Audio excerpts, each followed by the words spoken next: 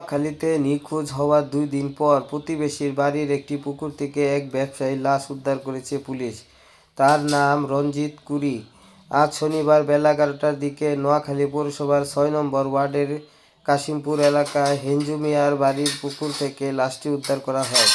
রঞ্জিত কুরি একই ওয়ার্ডের গোপাই রামশঙ্কর এলাকার বাসিন্দা। তিনি বাদেরহাট বাজারে ওষুধের ব্যবসা করতেন। পুলিশ ও পরিবার সূত্রে জানা গেছে, গত বুধবার রাত 8:30টার দিকে বাড়ি থেকে বের হওয়ার পর থেকে রঞ্জিত কুরির কোনো খোঁজ পাওয়া যাচ্ছিল না। তার ব্যবহৃত মুঠোফোনটি বন্ধ পাওয়া যায়।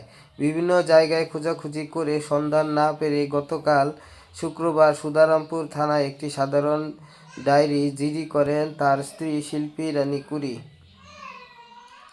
আজ সকালে স্থানীয় বাসিন্দারা কাশিরামপুর এলাকায় হেঞ্জু মিয়ার বাড়ির পুকুরে একটি লাশ ভাসতে দেখে। পরে তারা বিষয়টি পুলিশকে জানালে পুলিশ গিয়ে লাশটি উদ্ধার করে।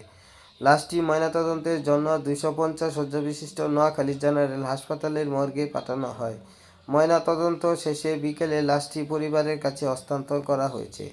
নিখোঁজের জিডিতে রঞ্জিত কুরি শিল্পী রানী কুরি উল্লেখ করেন, তার স্বামী বুধবার রাতে বাড়ি থেকে বের হওয়ার পর আর ফেরেনি। পরিবারের সদস্যরা আত্মীয় স্বজনের বাড়িসহ বিভিন্ন স্থানে খোঁজ করেও তার সন্ধান পাননি। শিল্পী রানী কুরি বলেন, তার স্বামী নিখোঁজ হওয়ার 2 দিন আগে বাদেরহাট বাজার থেকে বাড়ি ফেরার পথে দত্তের হাট এলাকায় ছিনতাইকারীর কবলে পড়েন। এ সময় তার সঙ্গে থাকা টাকা পয়সা নিয়ে যায় ছিনতাইকারীরা। ওই ঘটনার পর একই এলাকায় এক ব্যক্তি তাদের বাড়িতে এসে 30,000 টাকা চাঁদা নেন। চাঁদা দেওয়ার পর বুধবার রাতে তার স্বামী নিখোঁজ হন এবং আজ তার লাশ পাওয়া যায়। স্থানীয় একটি সূত্র জানায়, ছিনতাইয়ের ঘটনার পর রঞ্জিত কুরি পরিচিতদের বিষয়টি জানান।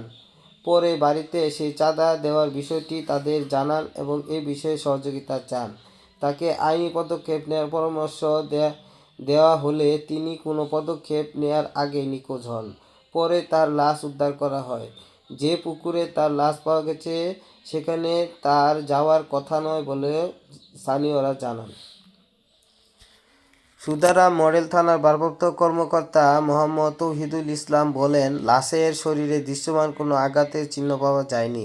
পরিবারের পক্ষ থেকে জানানো হয়েছে, নিহত ব্যক্তি আগে থেকেই মানসিক সমস্যায় ভুগছিলেন। ছিনতাইয়ের শিকার হওয়া বা বাড়ি থেকে 30,000 টাকা চাঁদা নেওয়ার বিষয়টি তদন্তে রাখা হয়েছে। মৃত্যুর প্রকৃত কারণ জানতে লাশ ময়নাতদন্তের জন্য হাসপাতালের মর্গে পাঠানো হয়েছে। এই ঘটনায় থানায় একটি অপমৃত্যুর মামলা করা হয়েছে।